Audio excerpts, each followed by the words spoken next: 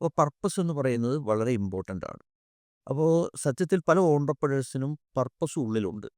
പക്ഷേ അവർക്കത് consciously aware അല്ല. അപ്പോൾ ഒരു ഓൺടർപ്രണർ മൈൻഡ് സെറ്റ് കോച്ച് എന്ന നിലയിൽ ഞാൻ അതിനെ കണക്ട് ചെയ്ത് കൊടുക്കുകയാണ് സാധാരണ ചെയ്യുക. അപ്പോൾ എന്തായിരിക്കും എന്ന് വെച്ചാൽ അവർക്ക് പ്രവർത്തിക്കാൻ ആവശ്യമായ ഊർജം അവരുടെ ഉള്ളിൽ നിന്ന് തന്നെ ലഭിച്ചോളും. ഇപ്പോൾ പലപ്പോഴും പല ആളുകളോടും ഞാൻ ചോദിക്കും, നിങ്ങൾ രാവിലെ എഴുന്നേറ്റ് നിങ്ങളുടെ സ്ഥാപനത്തിലേക്ക് പോകുന്നത് എന്തിനാണ്? ഒന്നുകിൽ ക്ലയൻറ്റ് വിളിക്കും, അല്ലെങ്കിൽ സ്റ്റാഫ് വിളിക്കും, അതല്ലെങ്കിൽ ഇന്ന് ഈ പ്രൊഡക്റ്റ് ചിലവായില്ലെങ്കിൽ നാളെ എന്ത് ചെയ്യും? ഇങ്ങനെയുള്ള ആശങ്കകളാണ്. ശരിക്കൊരു ഓൺട്രപ്രണർ അദ്ദേഹത്തിൻ്റെ ബിസിനസ്സിലേക്ക് പോകേണ്ടത് ആവേശത്തിലാണ്. നാളെ ഈ ഒരു തരത്തിൽ നിൽക്കുന്ന ഒരു ഓൺട്രപ്രണറായി ഞാൻ മാറണം. ഈ തരത്തിൽ ജനങ്ങൾക്ക് സേവനം ചെയ്യുന്ന ഒരു ബ്രാൻഡായിട്ട് എൻ്റെ ബിസിനസ്സിനെ എനിക്ക് മാറ്റാൻ കഴിയണം.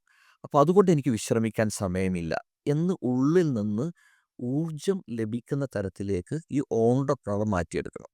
അങ്ങനെയാണെങ്കിൽ സ്റ്റാഫ് എതിര് നിന്നാലും അദ്ദേഹത്തിന് ആവേശമായിരിക്കും, മാർക്കറ്റ് ഇടിഞ്ഞാലും അദ്ദേഹത്തിന് ആവേശമായിരിക്കും.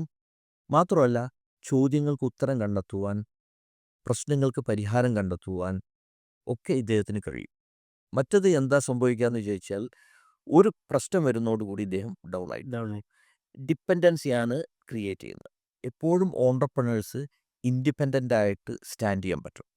അതിനാണ് രണ്ടാമത്തെ സൊല്യൂഷനായിട്ടുള്ള പ്ലാൻ. കൃത്യമായ പ്ലാനിൽ വർക്ക് ചെയ്യാൻ പഠിക്കണം. ഒരു ഓൺട്രപ്രണർ പഠിക്കേണ്ടത് പ്ലാനിൽ വർക്ക് ചെയ്യാനാണ്. പല ഓൺട്രപ്രണേഴ്സും വർക്ക് ചെയ്യുന്നത് അർജൻസിയിലാണ്, എമർജൻസിയിലാണ്, പിന്നെ പ്രഷറിലാണ്.